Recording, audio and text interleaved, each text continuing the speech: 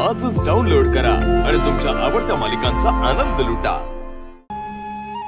पारू, आपलं नातं खूप प्युअर आहे, आपलं प्रेम खूप पवित्र आहे आणि हे जे काय घडतंय ते खूप खूप नॅचरली घडतंय का? पण तू एक गोष्ट नोटीस केलीस?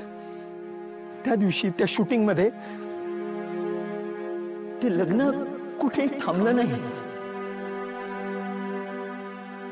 ते विधी खरे होते, ते मंत्र खरे होते, ते 7 फेरे खरे होते। हे तुझ्या गळ्यात जे मी मंगळसूत्र घातलं ना, ते सुद्धा खरं होतं। अरे मी सुद्धा तुझ्या इतकंच पूर्ण मनाने ते सगळ्या विधी पूर्ण केल्यात।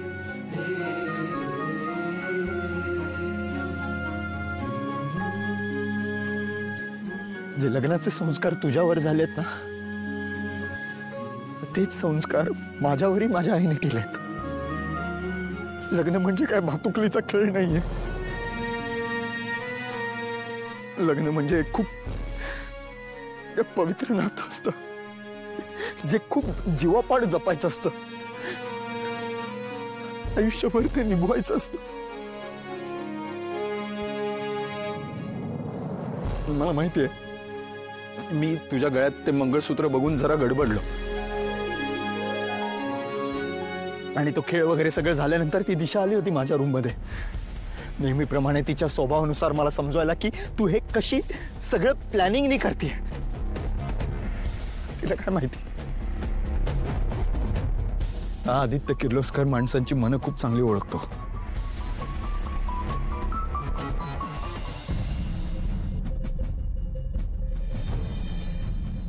झालं तुझं,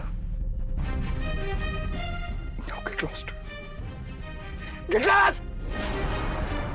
माझी पारू काय आहे हे मला तुझ्याकडून ऐकायची गरज नाहीये। चुप। मी खूप चांगलं ओळखतो माझ्या पारूला। हे ऍटलीस्ट ती तुझ्यासारखी स्वार्थी मुलगी नाहीये यार। तू तुझा स्वार्थ साधण्यासाठी त्या बिचारा परितोष सोबत लग्न केलं, त्याचा वापर केला। ऍटलीस्ट पारूने गळ्यात घातलेलं मंगळसूत्र आणि हे लग्न मनापासून निभवत राहिली का? आणि त्या बदल्यात तिने या घराकडून कुठलीही अपेक्षा ठेवली नाही किंवा घरच्यांकडून काहीच मागितलं नाही। आदित्य, इथून पुढे माझ्या पारूबद्दल मी एकही शब्द ऐकून घेणार नाही तुझ्याकडून। जर का तू बोललीस ना, मी विसरून जाईन तुझं त्या परितोष सोबत लग्न झालं आणि हे मी फेकून देईन तुला या घरातून। आदित्य बोळा आहेस? इकडे Aditya, get lost, get lost.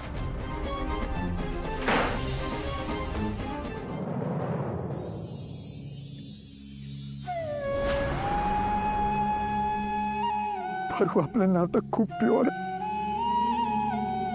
आपलं प्रेम खूप पवित्र आहे आणि हे जे काय घडतंय ते खूप खूप नॅचरली घडतंय का? कदाचित हेच देवाच्या मनात आहे, हेच आपलं भाग्य आहे।